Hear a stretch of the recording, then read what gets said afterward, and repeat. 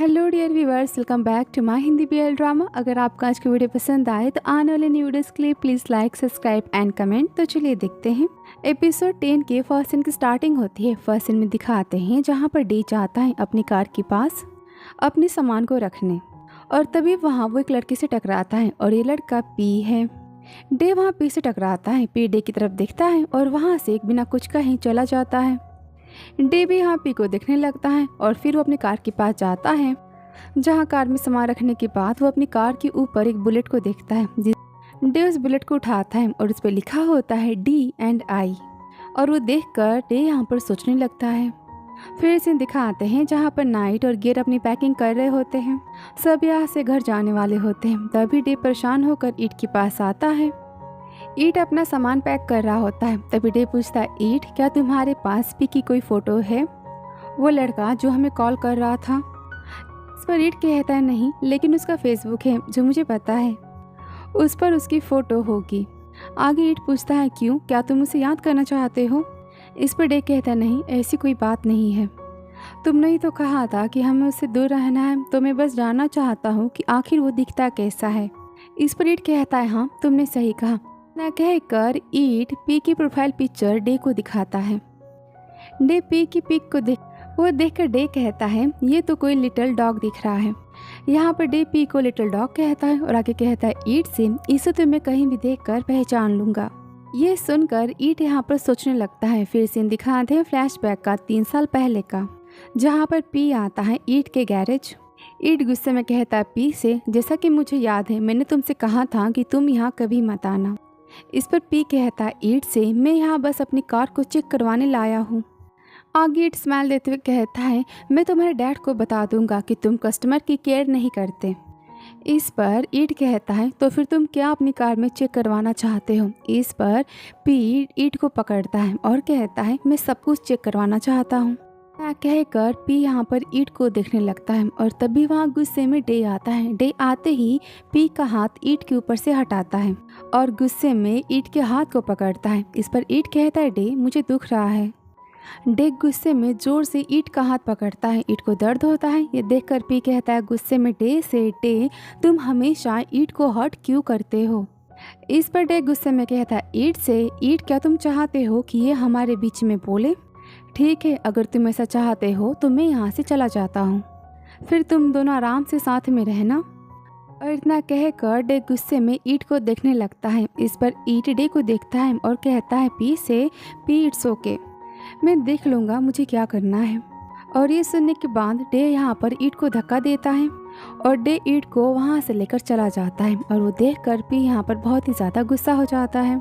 और यहाँ पर ये फ्लैशबैक का सीन खत्म होता है। वापस सीन दिखाते ईट का, जहाँ पर डे इसी बात को याद करता है और डे यहाँ पर बहुत ही ज़्यादा फास्ट कार को चलाता है। ईट डे की फास्ट कार चलाने से डर जाता है और कहता है, डे स्टॉप।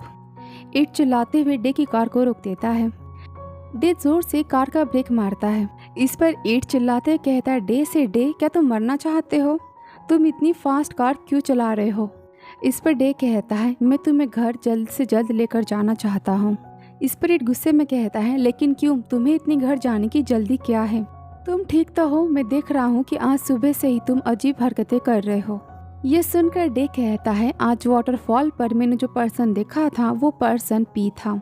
फिर से दिखाते फ्लैशबैक का मॉर्निंग वाला, जहाँ पर डे पी से टकराता है और डे को ये भी याद आ जाता है कि पी वही लड़का है जिसने डे को शूट करने की पहले भी कोशिश की थी।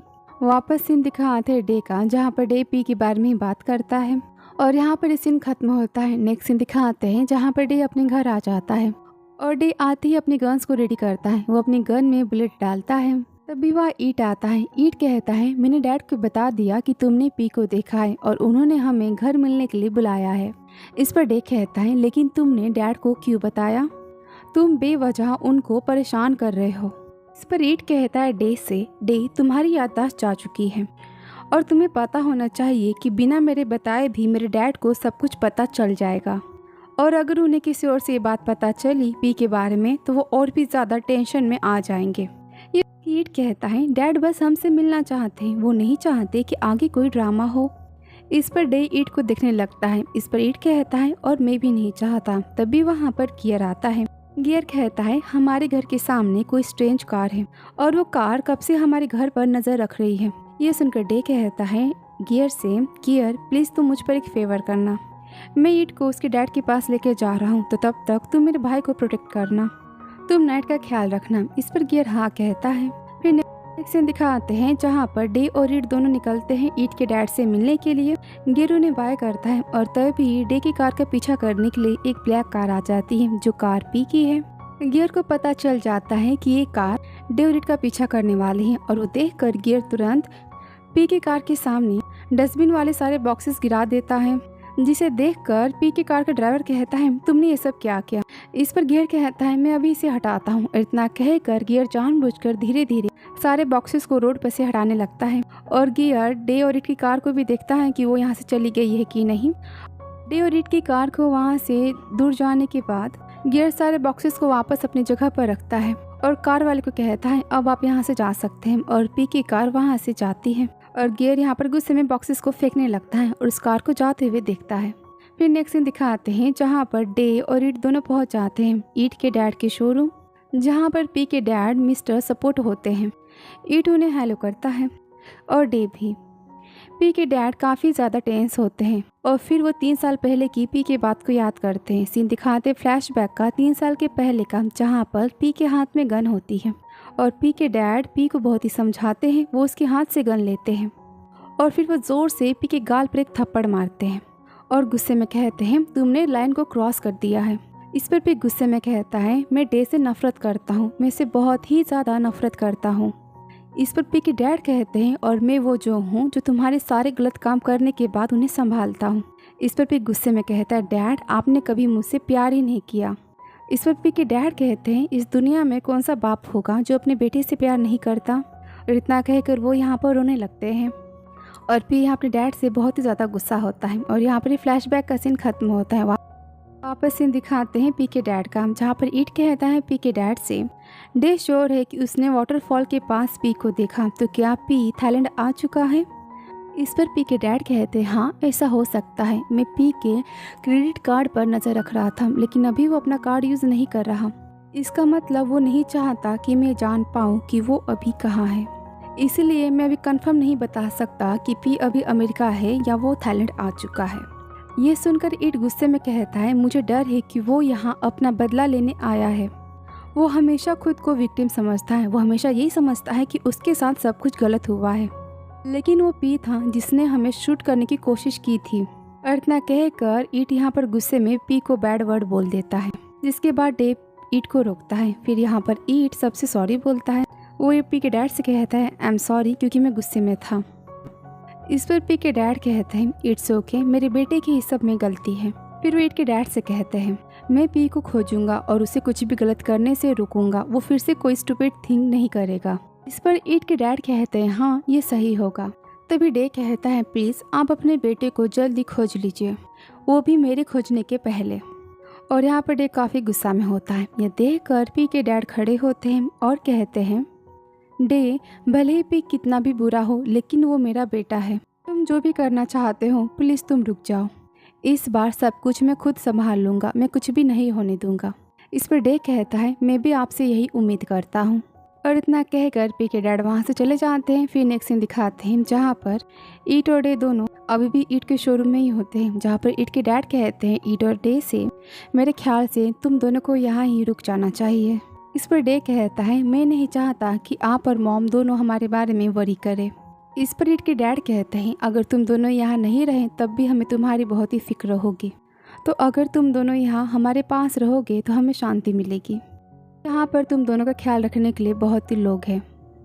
इस पर ईट कहता है डे से डे मेरे डैड तुम्हारी बात नहीं मानने वाले और मेरे ख्याल से हमें नाइट को गियर के साथ रहने देना चाहिए, और वैसे भी हम वापस अपने घर रहने गए तो नाइट भी हमारे साथ रहने की जिद करेगा, वो हमें छोड़कर नहीं जाएगा, तो ऐसा करना नाइट के लिए भी सेफ होगा। ये सुनकर डे वहाँ रहने की बात को एग्री कर लेता है। ये सुनकर ईट के डैड कहते हैं मुझे बहुत खुशी हुई कि तुम दोनों पहले की तरह जिद्दी नहीं हो। आगे ईट के डैड कहते हैं ईट से वैसे भी डे की मेमोरी जा चुकी है और अभी भी वो ठीक हुआ है, इसलिए मैं डे को लेकर बहुत ही ज़्यादा चिंता में हूँ, और ईट तुम्हें भी तो पी ने किडनैप कर लिया था। इस पर ईट कहता है डैड मैं वैसी गलती फिर से नहीं करने वाला। इस पर ईट के डैड कहते हैं मैं भी यही उम्मीद करता हूँ। आगे वो ईट से कहते हैं तुम्हारी मॉम घर पे तुम्हारा वेट कर रही है, वो चाहती थी कि तुम दोनों यहाँ ही रुको हमारे साथ। इस पर ईट कहता है तो ठीक है, मॉम ने खाने में क्या बनाया होगा, मैं मॉम से मिलना चाहता हूँ। और इतना कहकर ईट वहाँ से जाता है और ईट के डैड यहाँ पर डे को देखने लगता है। इस पर डे कहता है ईट के डैड से क्या आप मुझसे कुछ कहना चाहते हैं। इस पर ईट के डैड कहते हैं तुम्हारी मेमोरी जा चुकी है लेकिन अब भी तुम पहले जैसे ही हो।